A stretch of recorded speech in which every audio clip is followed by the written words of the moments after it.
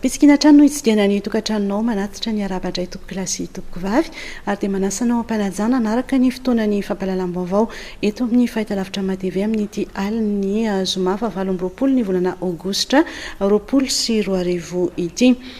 Olona misa telo indray no namony ainy ka tafakatra 720 ireo lavo ny valana retsina Covid-19 araka ny tatitra izay natao ny profesora Anta Vololtina Androany. 400 kosa ireo tranga vaovao ary 320 ireo sitrana somatsara ary avetrany andindiny mikasika izany. 400 nisan'ny tranga vaovao, nisan'ny sitrana somatsara kosa dia misa 320. Telo no lavon'ity valana retin'ity teto Madagasikara tao anatin'izay 420 ora faran'izay ary miena 20 kosa ny forme grave ary miampy 770 zany ireo olona izay mbola mitondry ity tsimbokaretina coronavirus ity eto amintsika ankehitriny avy amin'ny alalan'ny hoe nisy ireo sitrana vaovao isika, nisy koa ireo tranga vaovao sy namony ainy araka ireo isa voaraintsika farany ireo. Rehefa atambatra zany ny isa dia manome zao taremarika manaraka izao 7,703 ny fitambaran'ireo olona efa sitrana tanteraka ao anatin'ireo olona 3,904 efa nitondry ity valana retina Covid-19 ity. Ny elanelana ireo moa zany dia ireo olona izay lavon'ny valana retina sy ireo olona izay mbola ao anatin'ny fitsaboana tanteraka ankehitriny. Mbola iverenantsika eo ny akon'izay fivoarany valana retina Covid-19 izay sy ireo hetsika samihafa manodidina azy fa mialohan'izay aloha dia hivadika kely eo amin'ny lafiny politika indray isika. Efa voatendry ireo solitena ny antenimieram-pirenena ao anatin'ny commission mixte paritaire izay voamiera hiara-midinika amin'ny solitena ny antenimieran-doolona ny volavolan-dalàna alarana ohatraohatra ray bara 24 tamin'ny 20 febroary 2024 ny andindiny avy hatrany miaraka amin'ny vola ravoavy sy tsiry rakotoarson. Misa 410 ireo solombavambahoaka voatendry solitena ny antenimieram-pirenena ao anatin'ny commission mixte paritaire izay voamiera hiara-hidinika amin'ny solitena ny antenimieran-doolona ny volavolan-dalàna larana ohatraohatra ray bara 24 ka ny avy amin'ny vondrona parlementaire IRD ny 10, 2 avy amin'ny GPR ary 2 avy amin'ny TIM, 7 amin'izy ireo no tompo-toerana ary 7 kosa no mpisolo-toerana. Ny député Veltsara Paulbert, Mohamed Ahmad, Assimo Bruno, Idéal 100, Raduelna 7 no tompo-toerana 10 avy amin'ny IRD, ny député Randrena Solo Augustin no tompo-toerana avy amin'ny GPR ary Razara Pierre ny avy amin'ny TIM, ny solombavambahoaka Razakandray Dominique, Ratsimandriona Aida Ardi, Ramenation Rio Merci, Andriana Ambinina Jouarli, Rasimanana Paulbert, Satra Augustin, Ratsimbazafy Alain Jean no voatendry ho mpisolo-toerana. Ny maraina teo dia nisy ny fivirina voalohany izay nirahany ireo solitena ny antenimieram-pirenena ao anatin'ny commission mixte paritaire teny amin'ny lapan'ny Tsimbazaza. Ny tsara marihana dia hoe voasolitena avokoa ireo vondrona parlementaire misy aty amin'ny antenimieram-pirenena. Ny virina voalohany androany dia nanangana amin'ny birao izay ahitana filoha lefitra ary mpitondra teny. Dia androany hariva zany no hiatrika voalohany fivorina miatrika ireo komisiona manokana avy any amin'ny Sénat izahay ny atao amin'ny antenimieram-pirenena. Zavatra hodinina moa zany dia hoe ny fanantona amin'ilay hoe nandany an'iny projet de loi iny ny aty amin'ny antenimieram-pirenena tsy nandany ny any anivon'ny antenimieran-doolona. Inona zany teboka tsy mampiray hevitra na tonga n'ilay lalàna lany aty tsy lany any. Izay no hitadiavana teboka iraisana raha ohatra ka todiny amin'izany. Raha sanatsitsy tody moa zany dia efa voalazan'ny lalàna ihany koa ny fomba rehetrarehetra anohizana hitongavana amin'ny tsy maintsy isihana fifidianana andritsateny ny lalàna izay inona rosony gouvernemanta iny.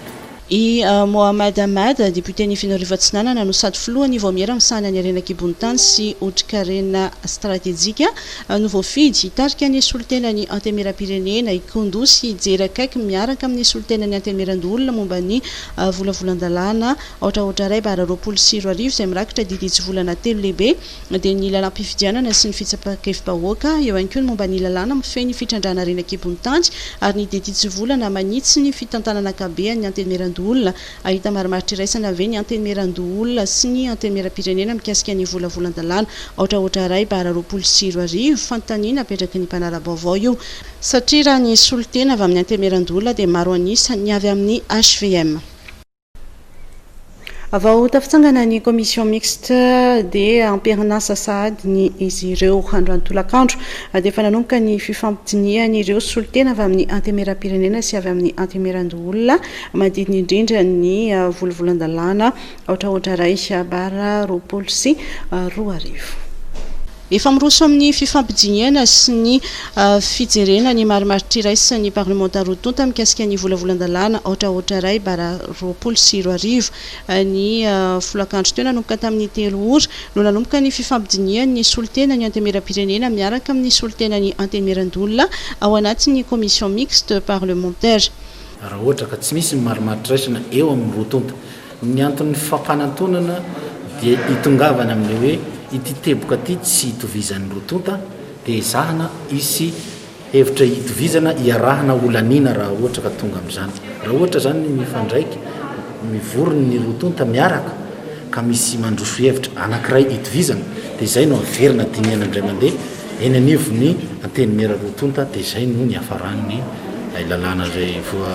projet de loi zay arosony gouvernemanta io. Ho an'ny solotenany antemera-pirenena dia mazava ny toeran'izy ireo anatin'ny voamieritra. Izy ireo dia mitazona ny fankatoavana ny volavolan-dalàna ohatraohatra ray 20 sy 2. Ny antenimera-pirenena dia mazava ny nazy satria ireo ordonnance lalàna telo anatin'ny ordonnance iny efa nankatoavana taty amin'ny antenimera-pirenena ka manamafy an'izany zany zay itoy ny alatsinainy faraky amin'ny 30 ny volana aogositra izao ny fivorian'ny voamiera iraisan'ny antemera-pirenena sy ny antemera-doolona mandinika ny volavolan-dalàna ohatraohatra ray 20 sy 2 raha tsy misy ny marimaritra iraisana hitan'ny antenimera-rotonta ao anatin'ny commission mixte parlementaire dia ny antenimera-pirenena no tompon'ny teny farany amin'ny fandaniana ny volavolan-dalàna raha ny fanazavana no entin'ny solombavam-bahoaka idéal 100 raha ny fandaram-potoana no laniny antemera-pirenena dia ny talata voalohany volana septambra no entina olona eo anivo ny solombavam-bahoaka rehetra ny volavolan-dalàna. Niona tamin'ny mpanao gazety kosa androany ny prefet n'Antananarivo teboka maromaro mahakasika ny tranga izay mahaberesaka eto amintsika no nitondrany fanazavana tamin'izany anisan'izany moa ny mahakasika ny raharaha MBS sy ny pavillon Analakely. Tadibavao vola ravoavy Sitsiry racontoarsan.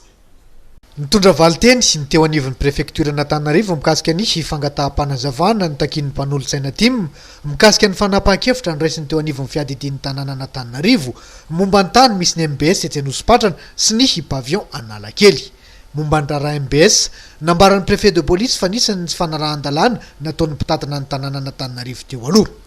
Ny raharaha MBS izay napatsahiviny fa efa nandalo teo anivon'ny fitsarana amin'ny sahanany ady amin'ny fanjakana. Nambaran'ity farany ihany koa ho fa tsy manam-pahefana mitsara ity raharaha ity izy ireo. Mikasika ny MBS io zany dia io zany efa fantatsika fa efa nisy tamin'ny 2000 zany no contracté zany bailona amphiotique maire tamin'izany fotoana zany sy ny MBS. Dia avy eo ny consolidena izy io taty aoriana zany tamin'ny 2016. Dia io zany nanaovanay remarque hoe tsy ara-dalàna les consolidations zay délibération na consolidation tamin'ny 2016. Ny antony dia zao tsy tafiditra tao anaty ordre du jour ny session extraordinaire io consolidation io fa taty amin'ny divers ka ny divers tsy mivoaka délibération mihitsy. Dia eo zany mipetraka amin'ny fanontaniana misy ve ny abus na majorité tao amin'ny conseil municipal tamin'izany andro zany ka na zavatra tsy tokony ho délibérena dia ny délibérena le izy. Zay zany nifandehan'io tamin'ny any hoe tsy ara-dalàna le consolidation délibération na consolidation fa tany amin'ny PV de session zany ka zay le lazaintsika hoe ny raha vo any amin'ny divers le izy no diskutevana dia tsy mahazo délibération zany dia tsy ara-dalàna aloha zany le consolidation iny. fijerinay azy zany dia ny zavatra misy nefa dia ny maire araka ny lalàna no gardien ny patrimoine commune ny araka ny tsaratasy azonay nefa dia nisy fotoana maromaro tsy nanao tsisy paiement zany a le ofan'le tany dia nefa ny article 5 amin'ny bail io zany milaza hoe rehefa tsy respecté ny clause du contrat ny co-contractant dia azo résiliena le contrat azo ny commune résiliena le contrat kanefa moa zany a efa nandeha tany amin'ny tribunal administratif io affaire io a dia ny se déclaré incompétent moa zany ny tribunal administratif dia raha ny tena marina zany dépassé incompétence anay koa io fa hevitra fotsiny navoakanay hoe nisy an'izay zany a constatation hitanay les consolidations tsy ara-dalàna satria ny forcena nivoaka délibération nefa tany amin'ny divers le izy no tao anatin'ny session extraordinaire. Momba ny pavillon-Analakely raha ny fanazavan'ny préfet de police betsaka ny tsy fanarahan-dalàna tamin'ny fananganana izany. Anisan'izany ny tsy fanarahana ny lalàna amin'ny feny fanorenana ary eo ihany koa ny tsy nisian'ny tolobidy tamin'ny fananganana ireo pavillon vaovao. Ny mariany kosa nefa fa misy amin'ireo nanao fanarahana tamin'ny commune Antananarivo renivohitra no ara-dalàna ary tokony hisy ny fanonerana azy ireo. Mikasika ny esplanade zany dia efa nisy tamin'ny 24 avril 2018 zany efa nisy fidinan'ny aime de pâte tamin'izay fotoana zany fa hoe tsy ara-dalàna ny le construction napetraka teo zany satria tafiditra ao anatin'ny domaine public le izy dia fa nilazaiko teo moa zany le observation nilazainy zareo hoe non respect un alignement misy alignement tsy respecté tao nisy défaut de permis de construire tsisy permis de construire et occupation sans titre du domaine public zay zany ny observation mikasika an'io karaha domaine public zany izy dia voalazany lalàna 2008-013 sur le domaine public zany fa tsy azo anaovana construction dure le izy fa tsy maintsy construction précaire zany dia azo ravana zany révocable à tout moment et démontable zay zany tokony zavatra napetraka teo dia tsy ara-dalàna zany ireo esplanade io raha ny tena marina kanefa moa zany tsy fahadisoan'ireo le ataontsika hoe re mpivarotra teo reo le izy fa ny commune zany miziriziry tamin'ny heviny dia nanao nisy nanao an'ireo le convention maromaro reo zany ka le convention misy convention tena ara-dalàna dia misy ny convention stadare misy 16 zany izy ireo ny tafiditra amin'ny tena ara-dalàna ireo zany raha ohatra ka mieritreritra anao zavatra eo zany ny commune dia parvoana expropriation pour utilité publique dia reussi izy ireo aloha zany lazainay tsy maintsy tokony endamin'izy ena araka ny lalàna mikasika ny expropriation. Nisongadindreo nandritra ny fiona tamin'ny mpanao gazety ny tanterahana androany tetsy amin'ny préfecture etsy Tsimbazaza. Tonga amin'ny fotoana izay hitondrana anao ireo vaovao tapatapany indray isika aro avetraty.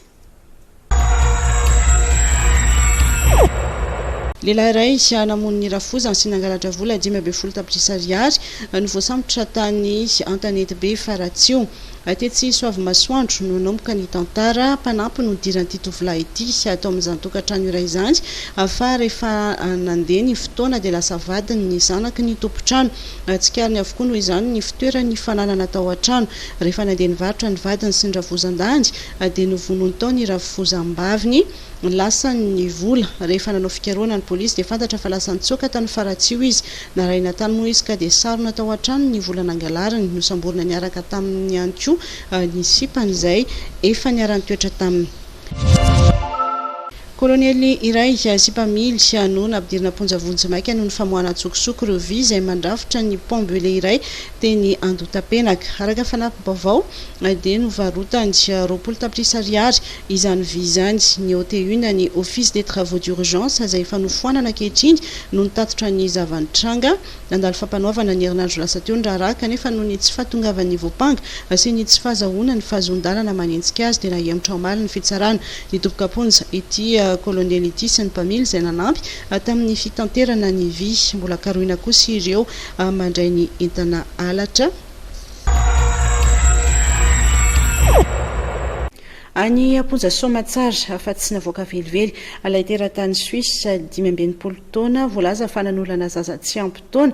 tany Toliara hoy ny ministra ny fitsarana Andriamatoa Johnny Richard Andriamahefarivo entitra dia entitra raha nitondra fanitsiana ny vaovao diso momba ity raha ity ny tenany nandritra ny fiondana tamin'ny mpanao gazety Omaly tadim-baovao Lova Ramanantso.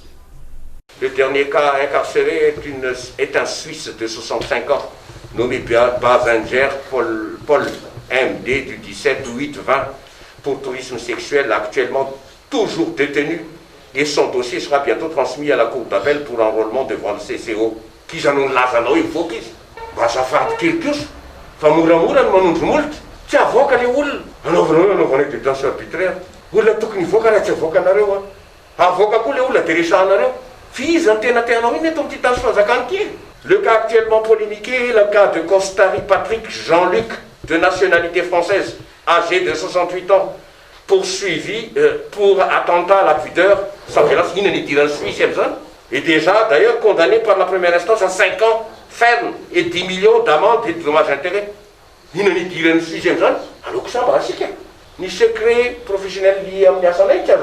faire information aux Tanzanie, à Zoto. Nanao appel ici, et c'est au niveau de la cour d'appel ici nazo remise en liberté. Son gars se joue en mangataka. Arrive à ma liberté, j'ai gars forcément c'est ma corruption. Ivadika eo amin'ny lafiny fampianarana sy fanabeazana kosa indray isika mizotra araka ny tokony ho izy ny fanomanana ny fanadinana CEPE izay tanterahana amin'ny talata voalohany volana septambra ho avy izao. Nanomboka omaly dia nanome tanana ny ministera ny avy ao anivo ny Croix Rouge Malagasy ka nanateraka famindrana fanafody tamin'ny ivitoeram-panadinana efatra lehibe eto Andrenivohitra. Fanadinana Claudia Rassolson sy Mami Rasamoly.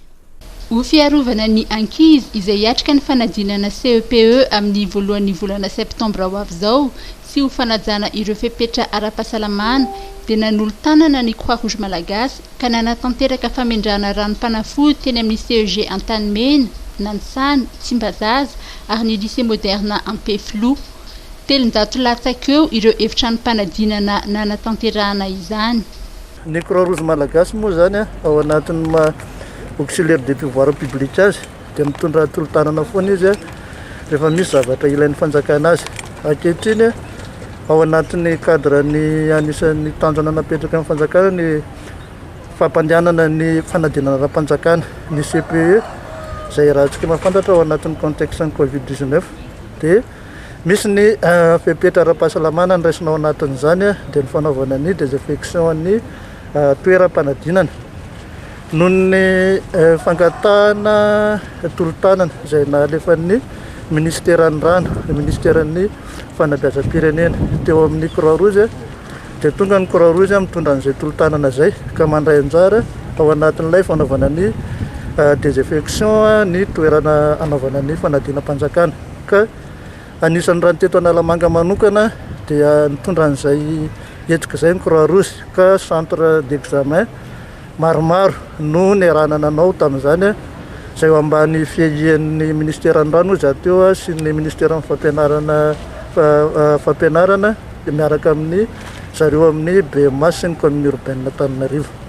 Mivonina hatrany ihany koa ny Croix Rouge Malagasy ny andro anatanterahana ny fanadinana. Ny Croix Rouge Malagasy eo foana izy raha misy fangatahana tolo-tanana entin'ny ataon'ny ministera na zay mpiara-monantoka aminy dia ho anay zay zany mametraka foana équipe d'urgence ao anatina intervention ohatr'izao dia raha misy ny ilananay dia eo foana zay ohatran'izany anisan'ny zavatra anankiray petraky ny karolesoana rehefa misy ny etsikotra zao dia ohatra mandetraka zay ny équipe na premier secours dia raha ohatra ka misy sanatria misy zavatra ilaina équipe d'urgence dia foana ny croix rouge raha ohatra ary ao anatin'izany ka raha miantso anay ny ministère hoe mandritra amin'ny fanadinana hoe mbola misy toerana azo atao dia manao foana izay eto moa zany ny fanadinana CPE ny ray andro ny fanadinana CPE fa efa miresaka koa efa resana zao ny fanomanana ny BPC sy ny baccalauréat nomariany lehibe ny fari-piadidy mpampianarana n'Antananarivo fa nanomboka omaly ny famindrana ranom-panafody manerana ireo ivitoeram-panadinana izay iaraha-miasa miaraka amin'ny ministeran'ny rano ny CUA, ny BMH ary ny pompiers sy ny Croix Rouge. Maro ny resaka mandeha na ny anivon'ny tambazotra serasera hoe tsy misy école tsy nanome ny convocation rehefa nizohinay nanontanianay reny filazana ireny dia tsy mety miteny le olona hoe aiza le école dikan'izay zavatra zay dia somary affirmation gratuite ihany zay aminay satria tsy ahafahanay mandray fepetra zavatra angatana zany dia raha misy olona victime amin'izany hoe tsy omena convocation zany satria mazava tsara ny tenin'ny président hoe noho ny ame anara-pahasalamana sahirana ny vahoaka dia tokony omena convocation ny ankizy eny fa naditsina loha écolage azy dikan'izay dia miantso ireo sekoly privé rehetrarehetra izahay eto anivon'ny fara-piadidy mpampianarana Antananarivo Renivohitra anomena zany convocation zany tsy misy fepetra. Ny convocation kosa indray dia efa afaka nalain'ny mpiadina eny am-pianarana nanomboka omaly alakamisy. Ny alahady sy ny alatsinainy ho avy izao kosa ny mpiadina no afaka mijery ny efitranom-panadinana ahitana ny peta-drindrina misy ny anarana mba tsy ho lany fotoana amin'izany intsony ny andron'ny fanadinana. Andalam-pamanana ihany koa ny fanadinana BPC sy ny baccalauréat. Anisy fanapa-kevitra noraisina nandritra ny filakevitry ny gouvernement tafarany teo mba tomombana ny fanatontosana an'ireo fanadinana ara-panjakan'ireo. Anisan'izany moa ny fanemorana ny daty anatontosana ny baccalauréat teo ihany koa ny fanafoanana ny adina EPS amin'ny ity taona 2024. Vola Ravoavy sy Thierry Rakotoarson. Nofoanana ny fanadinana ara-panatanjahantena ho an'ny baccalauréat araka ny fanabarana izay nataony teo anivo ny ministeran'ny fampianarana ambony sy ny fikarohana ara-tsiansa no ny fepetra amin'ny amena ara-pahasalamana no antony io fanapa-kevitra io. Mahakasika indray ny EPS moa hoe hisy ihany ny fanatanjahantena momba ny baccalauréat sa tsy misy betsaka moa no fanontaniana ary betsaka no miandry ny fanazavana bebe kokoa mahakasika an'izay.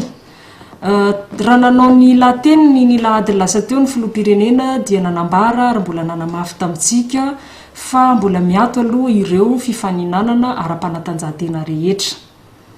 Tafiditra tanteraka ao anatin'izay ny fanatanjahantena amin'ireo examen baccalauréat ireo na teknika izany na ataontsika hoe baccalauréat amin'ny enseignement général. Izay indrindra ho fanatanterahana izay voalaza ny filoham-pirenena izay no nandiniana natao amin'ny filakevitry ny gouvernementa ny mahakasika an'io fanatanjahantena amin'ny mpiadina baccalauréat io ary efa nisy ihany koa ny fakana hevitra avy ao amin'ireo sampana mpikarakara ny fanadinana any amin'ny université rehetra manerana amin'ny Madagasikara ary dia nanapaka ny filan-kevitry ny gouvernementa moa zany zay nandinika sy nanapaka ny nanafoanana ny fifaninanana ara-panatanjahantena io amin'ity taona 2020 na 2024 satria raha tsika mahalala fa tsy dia nisy fanazarantena betsaka vitan'ireo ankizy ireo ary raha sanatria mandritra n'izany fanaovana ny fanatanjahantena ny baccalauréat zany sanatria misy torana na misy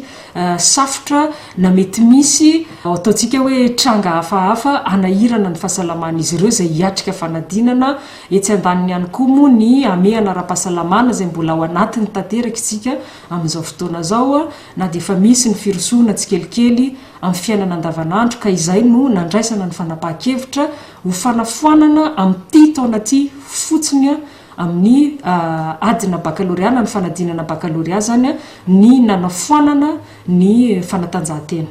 marina faharoso manomboka amin'ny 7 oktobra ny fanadinana antsoratra amin'ny baccalauréat technique sy ankapobeny ary mitoy ny 9 oktobra ny tapany faharoa amin'ny baccalauréat technique. Miankina amin'ny hery fiarovany tsirairay fisehoan'ny Covid-19,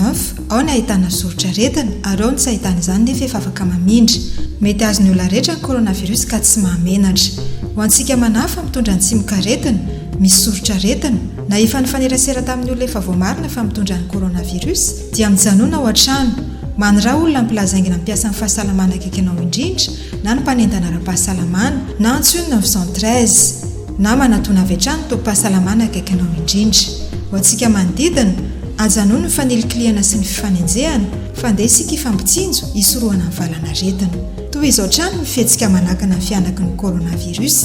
Madagasikara mandresy ny coronavirus. Miatsara trano kosa ny fifandraisana eo amin'ny Madagasikara sy Japon. Anisany ahitana taratra izany ny fiaramiasa misy eo amin'ity firenena ity sy ireo université eto amintsika. Vola ravoavy sy Tsira Coutorson no mitatitra anao ny vaovao. Nampiseho fahavononana hanamafy ny fiaramiasa amin'ny fikarohana miaraka amin'ny université eto Madagasikara i Japon. Fiaramiasa izay miompana amin'ny sehatra samihafa, ao anatin'izany ny fiarovana ny tontolo iainana, ny teknôlôjia ary ny fahasalamana. Fantatra atao aoriany ny fitsidiana ara-pomba fanajana nataony mahasovoan'ny Japon ny ministra ny fampianarana ambony sy fikarohana ara-tsiansa ny zoma 20 aogositra 2024 izany foto-kevitra izany. Fitsidiana ara-pomba ofisialy no natao anio iresadresahana sy ny resadresahana ny zamety ho fiaramiasa azo atao hoentina fanatsarana ny fampianarana ambaratonga ambony sy ny fikarohana ara-tsiansa izay hitantsika amin'izao fotoana izao fa mandalo fotoan-tsarotra tokoa ary miatrika ihany koa tsika izao ny valana aretina Covid-19. Misy ifandraisany be izany amin'ny resaka fikarohana sy ny resaka fampianarana dia izay no resadresahana moa zany sy ny fanakaloza-kevitra teto misokatra betsaka kokoa ny finiavany zareo ihany koa iresaka sy hidinika momba ny siansa sy ny teknôlôjia momba ny environnement. Misy fikarohana makasika ny fahasalamana sy makasika an'ireo aretina izay mifindra ary misy ihany koa ny makasika indrindrandrindra ny fambolena sy ny fiompiana zay efa misy fiarahamiasa ministera zay tompona andraikitra moa fa amin'ny mahafikarohana azy dia manentana sy miantso ihany koa izy ny ministera ny fampianarana ambony sy ny fikarohana ara-tsiansa moa zany andinika sy hijery an'izay mety anatsarana sy hitondrana lavitavitra kokoa izany fiarahamiasa izany. I Japon zay anisan'ny firenena manome vatsim-pianarana ny mpianatra malagasy ary efa betsaka ireo teratany malagasy nianatra sy niofana tany amin'ity firenena aziatika ity. Ivadika lafim-baovao hafa mihitsy kosa indray isika nametraka fandaminana ny commune Antananarivo renivohitra ahafahana misoroka ny fitohanana ny fifamoivoizana sikaritra tokoa fa vao niverina tsikelikely ny andavanandro Antananarivo dia nanomboka niverina ihany koa izay fitohanana ny fifamoivoizana izay ireo toeram-piantsonana ny fiara fitateram-bahoaka no tena iantefany izay fandaminana izay. Lovaramenatso Simamy Rasamuely. Fantatsika tsara fa be da be ireo toerana zay source n'embouteillage zay tsy maintsy nandraisana fepetra amin'izao fiverenana ny taxi be miasa izao ndray. Ka ny voalohany dia natomboka teto Soarano eo amin'ny devant gare io fantatsika tsara fa nisy ny atao hoe arrêt minute teo manoloana ny gare. Mifoanana avy hatrany iny tsy nasiana arrêt minute tsony zany eo satria tafiditra ao anaty arabe iny arrêt iny zay tena source n'embouteillage be mihitsy zay raha avy any amin'ny Bosary ianao ka iazon'ny Karasorano andeha hitsy makany petite vitesse dia tsy afaka misosa avy hatrany ianao fa tsy maintsy tapaka rehefa tonga amin'ny arrêt minute io dia mifoanana zany iny mba ahafahana mahazo an'izay allure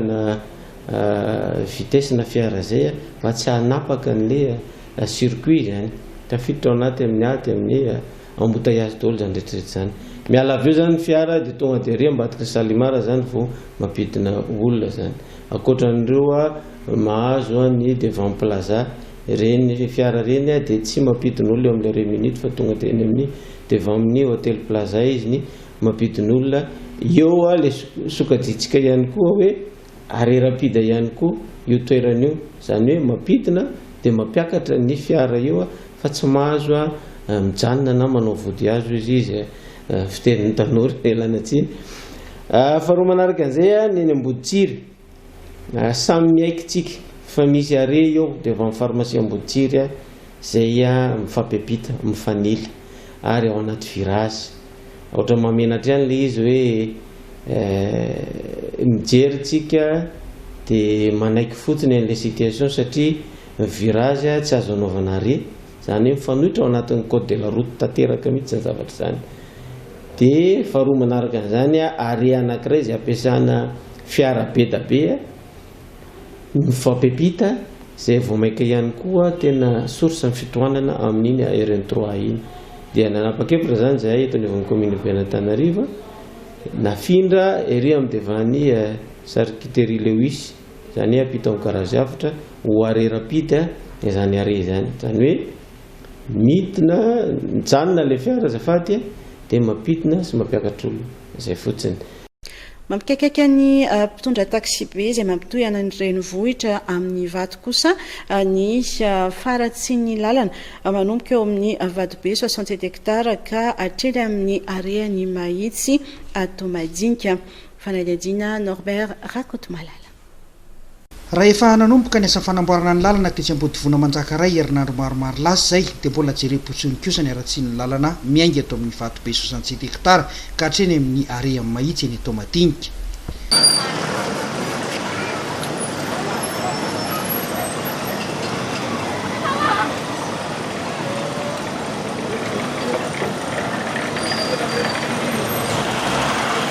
Isan'ny taxi be tsy afa-miala isan'andro amin'ity lalana Vadobe mandalo 67 hectares hatreny Tomadinika ity ny sotrate mampitony renivohitra sy vato maro ny voka-dratsy ateraky ny aratsiany ity lalana ity hoy ireo mpamily. Rasy lalana mihitsy le vato io tokony amboarina mihitsy io fa sy mana tôbila aloha tena problème amin'io fa sy mba an'le pneusany rehetrarehetra ateraky embouteillage izy misy fitraikany kely any fa le fahasimbana ny tena olana tena ratsy fa tena adiny ray zay vao afaka io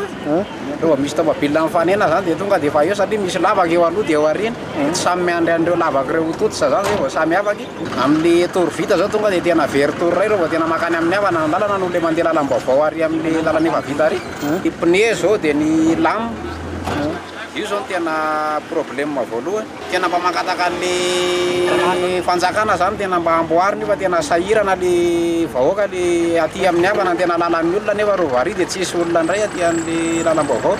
nefa ny olona tena dia 67 ny tena lalan'ny olona tena marina niny efa ela ihany tokony efa amboarina raha hoe amin'ny tôbila mandeha misy anazy satria le tôbila zao tsy tokony betsaka zany le olona tokony hoe andeha aty Angotapenaka nefa noho le faratsy le lalana iny dia tsy maintsy lasa mihodina dia ery amin'le anarira dia mba mangataka mafy mihitsy zany zay mba hoe iny lalana iny mba tokony mba vonjena mba ela ihany ny andrasana ny lalana iny mba hoe mba amboarina tena misy fiantraikany be mihitsy le satria na vidina pièce zao eritrerit tsara fa tsy mahaleo sara ny vidiny satria vidina pièce na tôbila lafo be nefa n'le tôbila nefa tsy maintsy mandeha amin'iny le lalana dia zay mahatonga le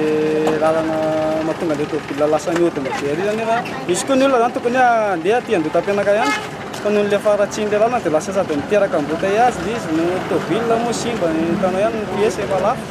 Araka izany dia manao antsoavo amin'ny tompona andraikitra ireo mpamily ny taxi be any Vato mba hijery akaiky ity lalana ity izay miteraka fahatyantoka sy fantsimban-javatra ho azy ireo.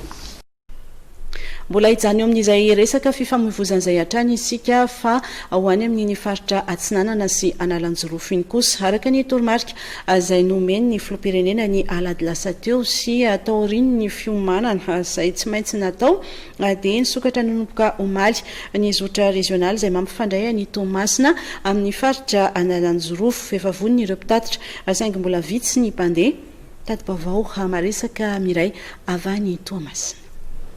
Rehefa niantona nandritra ny volana maromaro ny zotra regionaly izay mampifandray amin'ny Toamasina amin'ny faritra Analanjorofo dia niverina indray izany nanomboka omaly sy mbola vitsy anefa hatreto ireo mpandeha. Misokatra androany zao ilay tambakavosony Analanjorofo fa mandray ilay fepetra izay amin'izao manaraka ilay fepetra nomeny zareo mpanjakana. Kasibosy sy ny elagnelagna sy ny sisa efa magnaraka le pepita zay tam'izao tsara n'izao ny fandroany. Ny fandeha aloha ohatrany mbola tsy dia misy loatra fa mety mbola tsy zatra kosa le olona am'izao hoe mbola tsy makatoky tsara zany le olona hoe mandeha marina le tômôbila sa tsy mandeha. Amin'ny zavatra maro be zany napetrakan'le frais. Araha tsy andalana misy sy ny pièce vidigna amin'le tômôbila koa mahay miakatra ohatran'ny pneu. Mandeha Fenerivo am'izao 75 000 ariary. Ny rano zany 125 000 ariary. Izy taloha zany 15 000 ariary. Nahitana fiakarany ihany koa ny sarandalana mihazo ny lalam-pirenena fahadimy iny. Misy fiakarana kely ny sarandalana satria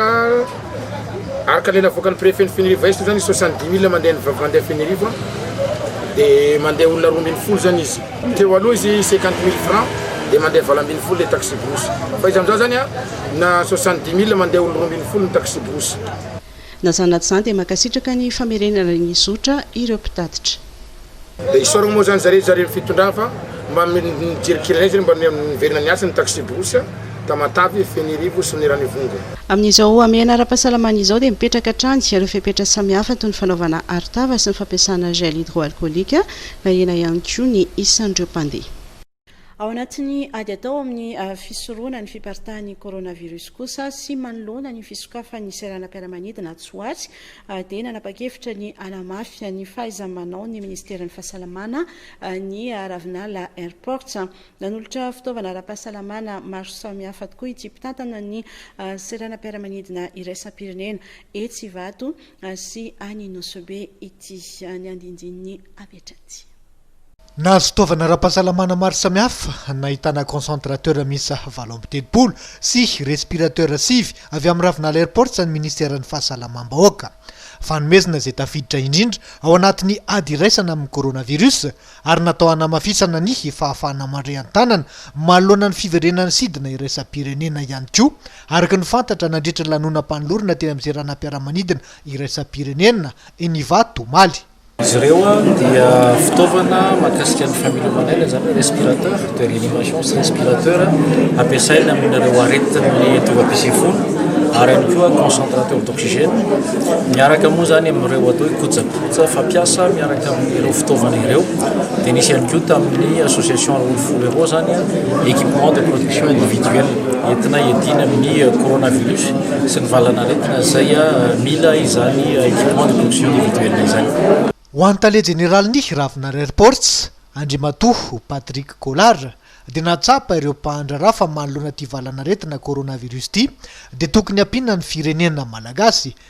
tsy mandritra ny krizy ara-pahasalamana ihany nefa fa entina hitsinjovana ny lavitrezaka ihany koa. Nahazo respirateur misa 2 sy concentrateur 70 araka izany ny hôpitaly ao Nosobe, concentrateur 4 ny fiadidin'ny tanànan'Antananarivo ary respirateur 7 sy concentrateur 70 hafa ho an'ireo hôpitaly ambony manerana Nosy. Fahatsy mikeliky soroka kosa ny fiadidinan'ny commune Ambonivohitra i Toamasina amin'ny fitsinjovana ny mponina amin'izao amehana ara-pahasalamana izao. Tsy diso anjara amin'izany ireo tsy manan-kelofana fa dia nisy tamin'ny herinandro ity ny fanolorana fanampiana ho azy ireo. Tati-baovao ny namana Mireille Marisaka avy any Toamasina.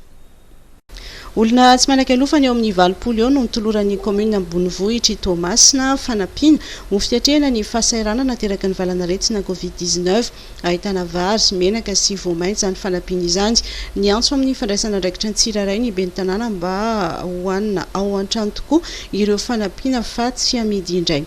Aoka tsy ho amidy ireny fanomezana ireny satria fanomezana avy tamin'ny malala-tanana avy any amin'ny mpiara-mombon'anto ka tsy tokony ho amidy fa hoaninareo an-tokantrano ampiasaina ny tokantrano. Izay no antony izaraina izao ka raha toa ka tanteraka izay fampiasanareo azy any an-tokantrano izay dia vonina trano ny commune urbaine Toamasina hitady ireo olona izay afaka hifanometanana antsika mba hitsinjovana ny fiainan'izy ireo. Nisy ny lamina manokana izay napetraka amin'ny fizarana ireo fanampiana ireo. ny fandrindrana azy zany moa mazava ho azy fa zay manana direction zay maindraikitra ny sosialy atao anatinay dia misy ihany koa ny miaramiasa amin'ny population dia eo ihany koa ireo mpiara-mombonantoka izay nilazaiko ireo dia efa mirindra izy io ny androany zao ny eto amin'ny dojo rapide zao dia ireo tsy manan-kialofana izay mbola mipetraka eny akaiky ny soprety eny amoron-dranomasina eny fa tsy hoeny akory ny zarana azy fa hoentina aty amin'ny sovitana dojo.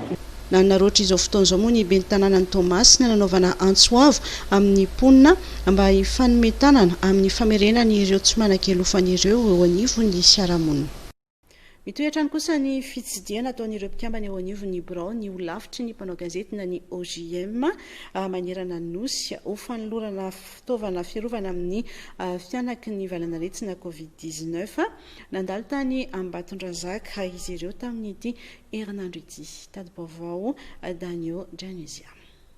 Tonga nitsidika sehinan'olotra arovava sy orina ry gel désinfectant ho an'ireo mpanao gazety eto Ambatondrazaka ny filohan'ny holavitra ny mpanao gazety niaraka tamin'ny firoa-lefitra voafity teto Analamanga. Ilay ty amin'ny faritra dia izara fitaovam-piarovatena ny mpanao gazety eo am-pananiterana ny asany amin'izao valan'aretina fianaky ny valan'aretina Covid-19 zao. Tsy herim-pon'ny holavitry ny mpanao gazety irery izy ity fa fiarahamonibonantoka amin'ny système des Nations Unies amin'ny alalan'ilay hoe UNFPB na le Fonds des Nations Unies pour la consolidation de la paix amin'ilay tetikasa godinadala gouvernance démocratique à Madagascar sy ny UNESCO ary ny ordre journaliste. Tsara kasobosy ho an'ny mpanao gazety sy gel hydroalcoolique alcoolique anasana tagna ny fiarovana mpanao gazety satria tsika mitakosokosana anaty vahoaka any rehefa maka vaovao isika koa fampiserasera ampiasana manatona tompona ndraiky samihafa manatona tombo-pahasalamana manatona an'ireny mpitandro filaminana ireny satria tadio tsara fa tsika samy réquisitionné samy tsy maintsy manao ny azy tsika mampanao gazetitsika satria zomelo-pirenena mahazo vaovao marina ahafahany mandray fanapa-kevitra iarovany tena amin'izao Covid-19 zao dia mba fatsika manatanteraka tsakasy andavan'izay asy zay dia mena fitaovana fiarovan-tena tsy dia hoe ngeza be io ary tsy anaovana politika fa fiarovana ny mpanao gazety fanatanterahany azy. Nanentana ihany koa ity filohan'ny holavitra ity ny tokony mba hijereny ireo orinasa fanaovan-gazety izay misedra olana tokoa amin'izao fotoana izao. Dia nisan'ny zavatra nangatany mpanao gazety aiza izay mba tosika fanampiana ara-tsosialy ho an'ny mpanao gazety. Efa dia manentana ny fitondram-panjakana ny tompony orinasa isantsika izay mahavita afaka manampy ny mpanao gazety. Fa anisan'ireo sokajin'olona vaovao marefo ny mpanao gazety na dia voatery tsy maintsy miasa azy. Tsika ho réquisitionné fa tsisy tampany makany amintsika kosa ny fanjakana. Ohatra fotsiny tsy maintsy mandeha ao amin'ny aina aman-jery sy ny gazetitsika ny dokam-barotra ny CCO sy ny sisa sy ny sisa izay ataon'ny fanjakana. Tsy maninona izany ho fanampiana ny mpiarabelona hiatrika an'ity valan'aretina ity. Fa zao rehefa mba mandefa anareo inge izay dia mba asio tambiny satria sady manakorota ny fandaram-potoana ny orinasa anay le tsy marina loatra tsy maro-potoana loatra ilay fotoana izahay mitady vola izahay mandoa etra ny orinasa isanay mandoa etra inona re mba tambiny avy amin'ny fitondram-panjakana ho an'ny mpanao gazety sy ny orinasan'ny gazety. Nitsidika tany Tomasina ihany koa moa ny Birao ny OJM nankasitraka ireo hetsika ireo ny mpanao gazety. Lafavao hafa mihitsy kosa indray ho fahatsiarovana ny Kobe Bryant mpilalao basket malaza atao amin'ny club ny Lakers dia isy lalana iray ampitondraina ny anarany ao Los Angeles ny andinindiny avetrany.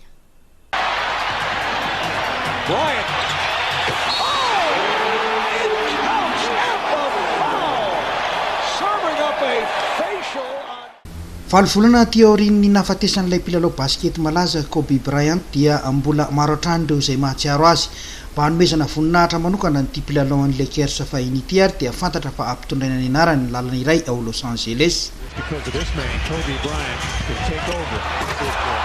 Kobe Bryant Boulevard no anaran'izany lalana izany izay mifanakaiky amin'ny Staples Center izay kianja ny lalaovan'ny Kobe Bryant tamin'izany fotoana. ny tompona ndraikitry ny tanàna dia nilaza fa lova lehibe napetraky Kobe Bryant teo amin'ny tontolon'ny fantanjahantena eny fa na ivelan'izay ary ka rariny loatra raha ampitondraina ny anaran'ilay lalana mba hahafahan'ny rehetra mahatsiary lalandava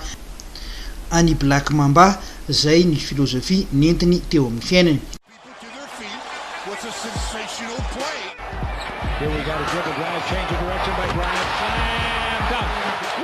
Ialada lasa teo no nankalaza ny faharoa efapolo taona ny Kobe Bryant ka mpilalao maro sy ny vadiny Vanessa Bryant no niaraka nahatsiaro zany andro zany. Marihina fa noho ny fianjarian'ny Angidy By zay nitondra azy sy ny zanany vavy Ziana zay 13 taona nahatonga ny fahafatesany.